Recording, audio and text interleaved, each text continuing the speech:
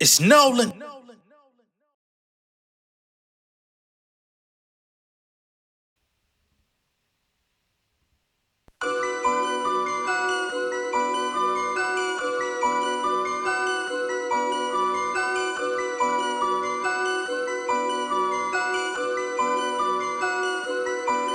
Ooh, yeah. Man, I done came up out the bottom. Ooh, yeah. Got fresh like I just hit the lotto. Yeah. They say money can't fix all your problems. Ooh, yeah. Well, I say throw it in my wallet. Ooh, yeah. Man, I done came up out the bottom. Ooh, yeah. Got fresh like I just hit the lotto. Yeah. They say money can't fix all your problems. Ooh, yeah. Well, I say throw it in my wallet. Yeah, life is a youngin', boy, I was constantly bumming, couldn't have nothing, never sold drugs. I was on corners with takes on my bag, just me and my cousin, my homies was frontin'. Blessing for ladies, my story gets crazy, these rappers can't fade me, I got it. Focus my energy, now we get plenty, send us the break the deposit.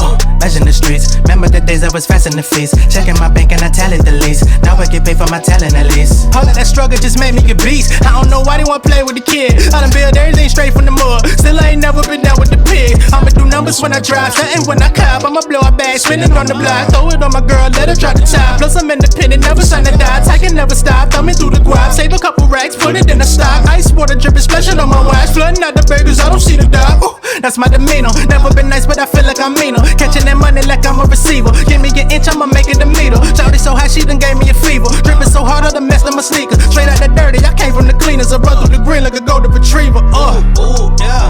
Man, I done came up out the bottom. Ooh, yeah. Got fresh like I just hit the lotto. Yeah. They say money can't fix all your problems. Ooh, yeah. Well, I say throw it in my wallet. Ooh, yeah. Man, I done came up out the bottom. Yeah. Got fresh like I just hit the lotto. Yeah. They say money can't fix all your problems. Ooh, yeah. Well, I say throw it in my wallet. What's going on, beautiful people? It's the kid J Nolan here. Welcome back to another episode of Inside the Industry, your number one source for music, entertainment, commentary, and breakdowns. Of course, that intro song y'all heard is Lotto. Y'all know that record, man. You know, we had to go ahead and run it for y'all real quick. Before we get started in today's show, be sure to like and share the video, especially on your way in. Be sure to like. It's something I'm going to be, promoting to y'all a little bit more, just so we could keep the engagement high and stuff like that for the YouTube algorithm. I want to also give a big shout out to Miss Rhonda. She ordered her copy of Southside Nolan. You are the first. You will have yours soon. Anyone else, you can get yours at realjnolan.com. It'll be linked in the description, the first link in the description, if I'm not mistaken. You can get yours and I will send it out to you ASAP. All right. Now, in today's show, we're going to be getting into Miss Nicki Minaj, okay? Now, number one, she is, embarking on the second leg of her Pink Friday 2 tour. From what I understand and what I know, it's going pretty well so far. She's also having a successful shoe launch with her Lochi brand collaboration with the shoes and DTLR. As a matter of fact, she stopped out in Cleveland and did an interview with DTLR live from in-store. I guess people were able to come out and see Nicki. She could promote the shoes. She did an interview. So, it's pretty rare for artists as big as Nicki Minaj to stop anywhere and do a pop-up shop and do meet and greets. Like, meet and greets ain't even like a thing anymore in the music industry for the most part, except for like independent artists, small labels. So I do think that's pretty cool that she's still allowing that to be a part of her marketing, or should I say she's going back to that part of her marketing, because it's not like she's been doing that actively over the course of the last few years. It's more so what artists do in the beginning stages of their career. But getting on the ground and actually, we call that hand-to-hand combat. You know what I'm saying? Getting live with the people, I think that's cool. However, it seems that there is some sort of dissension between Miss Nicki Minaj and Live Nation. All right, not Rock Nation in this particular instance, but Live Nation, right? So apparently, for the last few days, she's been voicing dissatisfaction with the company about their lack of promotion for said Pink Friday 2 tour. Okay. On Station Head, she spoke about how she never actually requested to do a second leg of this tour, which tells me, if I'm listening, that Live Nation must have gassed her up. right? She had a very successful first leg, record-breaking first leg, brought in a lot of money. I believe it was in the upwards of over $100 million, something to that degree, that effect. So that's great. However, I guess coming on the heels of that, they like, hey, let's do it again. Let's run it back. She said she never asked to do this. I wonder, how she found herself in this predicament. But as an artist, as somebody, as an entrepreneur, you're always gonna evaluate how to get more money. Everybody wants more money. The shit we do every day, we don't always co-sign it. You gotta get that money though. People subject themselves to treatment. Gotta get that money though. You know what I'm saying? So I understand that part of it. So she went on IG Live, where she also mentioned that Ticketmaster has been falsely documenting that her shows are sold out when the tickets are actually available on SeatGeek. All right. So this is another issue that she's having with the company, or I won't even say the company, but just the overall, because, Live Nation, Ticketmaster, all of them are in bed together, so to speak. And I think it's very interesting that we're hearing false accusations of sold out. And the only reason why it's interesting to me is because there's such a debate about, who's selling tickets, who's doing this, who's doing that. People want to invalidate who's actually selling out versus who is. And this is kind of, to me, if I have to look at it from an objective point of view, this is kind of a humbling experience where anybody can be up one day and be down the next, and vice versa, right? So it doesn't really make sense to just rub your success in people's face. And that's really aimed not so much at Nicki, but her fans who take what she says and magnify it times 500. You get what I'm saying? And this is one of the reasons why she's such a polarizing figure, is the fans, right? But she said that the shows are being falsely promoted as sold out, basically letting the fans know, hey, there's no more tickets available. However, the seats are actually available via SeatGeek, which is a misdirection. And for the type of people that's not going to go looking for that shit, they're just going to miss out and be like, all right, fuck it, I'm not going to go. It's sold out. They're going to take that at face value. So she's saying that there's basically some sort of, I hate to use the word conspiracy, right? Because on my channel, anytime I speak about Nicki Minaj, there always seems to be some sort of conspiracy at play, which is why a lot of people are critical of her. And in my attempt to be as balanced as possible, it just it makes it hard, right? Because there's always a problem, right? But maybe forces are working against her, right? So, furthermore, she had this interview in Cleveland during the stop on the tour. One of the subscribers on this channel was in my comments and was like, hey, you haven't reported on the interview. I went and watched the interview. The interview was not actually all that interesting. It was pretty boring. And I won't even blame Nicki for that. The interviewer didn't seem like he's like super experienced in this field. He looks like a DJ, to be honest. He looked like a nigga that probably DJ somewhere. But, shout out to Fathom Got the Juice. You know what I'm saying? Boring interview. But in that interview, she did talk about how it's very nostalgic that she's doing like the shoe store DTLR pop-ups, why she felt that it was like a good collaboration to work with DTLR based on her aspirations of wanting to shop there when she was younger and didn't necessarily always have the money to do so. I thought that was kind of cool that she spoke on that. Let me see, what else did they really talk about? They're talking about zodiac signs and shit that I didn't care about. And then at the end, he did make mention of, will there ever be a day where everybody will come to some form of unity in the game, which she debunked. She was like, hey, everybody's not going to like each other. It'd be crazy to think everybody's going to. Nobody in the world all gets along. You know what I'm saying? Which is stating the obvious, but of course, you can only go off of what the interviewer is giving you, so I won't fault her on that. Then at the end, he asks her, it's been a lot going on in the press this week. What do people got to do to make it right with you? Okay. And apparently this particular question has sparked a bit of controversy online between Nicki Minaj, between the interviewer Fathom Got the Juice, and Elliott Wilson. Surprise, Elliott Wilson back in the conversation. Okay? So I'm going to actually play that clip, that part of the interview. It's not interesting, but it's just visual proof of what's going on. So let's go and get it. It's only about 40 seconds. Can I ask you one last personal question? Yeah.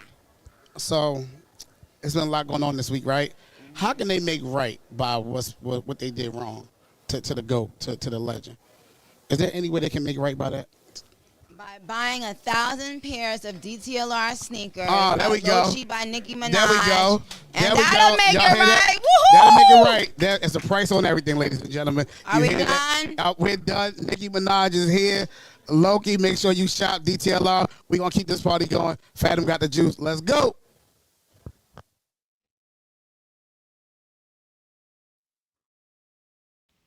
All right. Terrible mic action, terrible audio, but hey, they got it done, baby. Okay.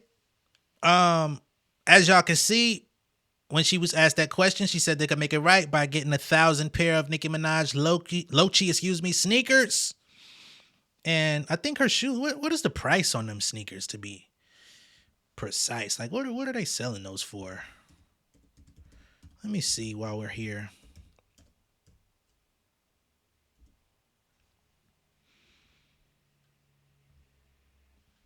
They're going for $200 a pop. So 1,000 times 200, you already know, $200,000. That's how you make it right. Slide 200,000 on these sneakers, and we can come to some sort of compromise. But, you know, we don't know if that's really how she feels or if that was just, you know, a quick little quip in the moment. Whatever it is, again, this has sparked a bit of controversy, right? So, Fathom, the interviewer, and I don't know why you call yourself Fathom, but it doesn't... Branding, boy. Good Lord. He posted a clip of this on his Instagram, if I'm not mistaken. And Elliott Wilson jumped into the comments to congratulate Mr. Fathom on the interview, to which he jumps out the window and says, yeah, she was ducking the smoke on that question, but I had to ask. Now, I ain't gonna lie to y'all. As an interviewer, that's not really the best way to go about things, period. Like, in any circumstance, whether it be Nicki Minaj, whether it be a local ice cream shop, whether it be anybody, if you are the interviewer and you're working on behalf of DTLR radio and you're a host or whatever the case may be, which means that you either personally reached out or the company you're working for reached out for this, you know what I'm saying? Or there was some sort of mutual decision to do it. You're the one in the position that's kind of like, you know, you should be happy for the opportunity. And I'm not saying you should be happy in terms of, oh my God, you should be glad that the queen even sat down with you. Some people are going to say that. But just in general, there should be a certain level of gratitude that you extend to your guest, especially if, you know, it was a pretty non-contentious interview. It was uninteresting. It was and boring is good in terms of not producing much negativity, because we know what that does, right? But soon as Elliott Wilson comes and congratulates him, the first thing he did was say she was ducking the smoke on that question, but I had to ask. So off rip, that looks a little weird to people from the outside looking in, like, yo, oh, you trying to impress Elliott Wilson, which is already somebody that Nicki Minaj is not seeing eye to eye with, hasn't been seeing eye to eye with since around the time her previous album, Pink Friday 2, dropped. So now it's starting to look like some sort of agenda, right? I got to be honest. It does look that way. I know a lot of people out there don't like Nicki. I know a lot of people out there don't want to see anything from her perspective or from her side of the coin per se. But that does not look good to be like she was ducking the smoke. Because where was the smoke, right? Like, you tiptoed around the question to begin with, so how was she ducking anything? You know what I'm saying? You didn't even ask the question directly. You said, what could the people do to right the wrongs that they did to the queen? You ain't say, hey, what the fuck? Hey, man, let me just ask you. You know what I'm saying? Why you ain't just have a keep it funky moment? Hey, man, I don't mean to put you on the spot, but what the fuck did Rock Nation and Tidal do to you? What did Hove do to you? What can we... Hey, this is your opportunity on camera with the people. Tell Hove what he can do. Does he need to call your phone? Hey, let it be known. You ain't do that. You said, what can the people do that wronged you do to make it right? And you waited to the end. He's like, can I ask you one more question? Then when she looked at you funny at the end, you gave her the goddamn, I'm sorry, but I had, unless you're gonna do it. That nigga gave her the, I'm just kidding like Jay said. Oh, unless you're gonna do it. Face.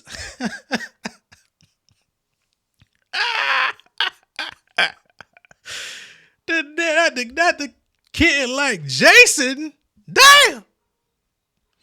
These niggas funny, man. So, y'all know, once you go left on Miss Nicki Minaj, she goes right for the jugular. So her response to the situation is the obsession. And I think the obsession part was aimed at Elliot because he seems to engage with any and everything that she's got going on. Also with Drake as well. Elliot hasn't really positioned himself to be all that endearing from those people's perspective recently. So she says, the obsession. Only thing I ducked was his fucking breath. Smelled like a double portion of 4 wings and some french fries, hot ass, and ketchup, nigga.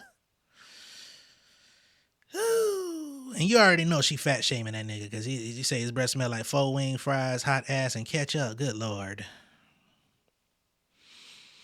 I thought they had good food out in Cleveland. That's what the people told me. They say y'all got some of the best wings and fries in the nation. Guess Nicki Minaj does not agree. Damn it, man. In the midst of all this, or even before all of this took place, we also have news from Nicki Minaj that Pink Friday 2 Deluxe is no longer going to be released, okay? Instead of doing a deluxe, we will now be receiving Pink Friday 3, a brand new album from Nicki Minaj. As of yet, we do not have a date, but she told the people to stay on the lookout in the coming weeks. So we're going to be receiving an all-new Pink Friday 3 album, no longer a deluxe. And here's what she had to say. Dear Barbs, important Gag City announcement. Instead of doing a deluxe to Pink Friday 2, I've decided to do a brand new album. I'll still incorporate new songs like Mamita and the Anxiety song for the remainder of the tour though. So I guess she's been performing these new songs on the road.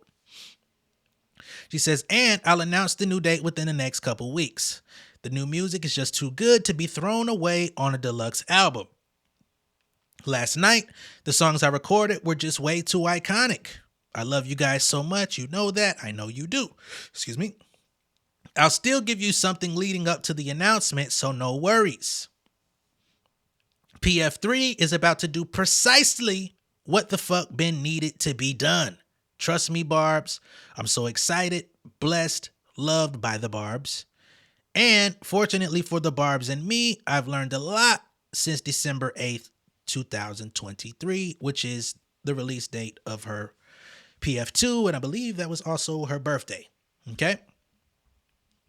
She says, PF2 means so much to me as my first album as Papa Bear's mama. Is just very special to me for so many reasons you guys aren't aware of. I put every song on there in a specific order, etc. So to honor that, I'm going to give it the respect and integrity it deserves as a beautiful body of work and not add anything else to it. 1 or 2 songs is no big deal, but 5 to 7 songs feels a little sloppy right now, in my humble opinion. This era has just been so successful, rewarding, satisfying, etc. After much thought, I want to be for certain that I'm being intentional about every single decision being made about both PF2 and PF3. She says, I'll be hitting the stage shortly in Gag City, Birmingham. Tiger just came off stage. Let's go. After tonight, next stop, Dallas. All right. And that was put out yesterday around 11:10 p.m. last night. So that's the latest from Nicki Minaj. Okay. PF2 Deluxe will not be released. We're now getting a whole brand new album. Apparently she's got a whole new batch of songs that she's been recording on the road. So I guess we'll just have to see when that comes about. Now, for those that have kept up with Nicki Minaj in any form or fashion, you would also know that she keeps a pretty tight observance of the other ladies in the market, trying to evaluate when they're dropping, what the labels have planned. She's come out her own mouth and said these things. She's come out with her own announcements of sorts, putting stuff on blast to let people know that she watches everything, she knows everything. She hasn't made it this far in the industry playing dumb. So it would seem, and the only, let me say this. It would seem that this is another opportunity to go head to head with Cardi B. I know some people are going to disagree with me. Some people may see it differently, but you got the Cardi B, and then we've also got Megan Thee Stallion, who's about to drop Act 2 of her Megan album. Those are the two notable female rappers that, are in the conversation when Nicki Minaj is brought up. The other ladies that are out there, yes, they're part of the female rap conversation, and we talk about them, and they're doing great. They're doing well. They're having fun. It's a dope era, but there is a three-prong, prime time television of female rap, and that's Nicki Minaj, Cardi B, Megan Thee Stallion. You could say them in whatever order you feel is preferential to you. Doesn't matter to me. But we don't know when either of those other projects is dropping. We don't have the date for Cardi. We don't have the date for Megan Act 2. And now, instead of doing a deluxe, she's doing a completely new album. So remember, last year, there was also talk of the head-to-head between Cardi B and Nicki. Both of them moved their album dates and their release schedule so many different times. It seemed like they were trying to line it up. You could even say somebody, and I don't know which one, maybe Cardi in many people's perspective, was dodging the head-to-head because we never got it when we were expecting it. But as of lately, Cardi B has been very vocal about once she delivered her child, which she did, she was getting right back into the gym, which she's posted about, and album shortly thereafter. She actually came out today via Twitter Spaces and told the people that she's going to be coming out stomping on this album. We're going to talk about that in a separate video because there's more to talk about with Cardi. But that is the latest. And I think it's very interesting that we get that. And then we have these other two projects looming. And we know Nicki and the Barbs, one thing they like to do is compete with the numbers, the metrics, and success. So I can see all of that factoring into the decision rather than doing a deluxe. I want to outshine you with an all new album and go head to head. Fuck me doing a deluxe. I want you to see that my next shit is going to outsell your next shit. And we're not going to add it to no pre-made shit. Let's go from scratch. Now, I'm not saying her decision is solely based on competition, but I do think that it influenced at least a little bit. Shout out to the real JT. We had a quick little conversation. He was definitely saying Nicki should drop her before the deluxe was canceled, that she should drop her deluxe whenever Megan does. Let's battle it out. I said, that's an interesting thing to me because y'all constantly want her to battle with people that she would come out and tell us ain't on her level. They're inferior. But yet for some reason, y'all want her to duke it out. You know what I'm saying? It's interesting to me. Like, if they're not worthy contenders, why battle with them?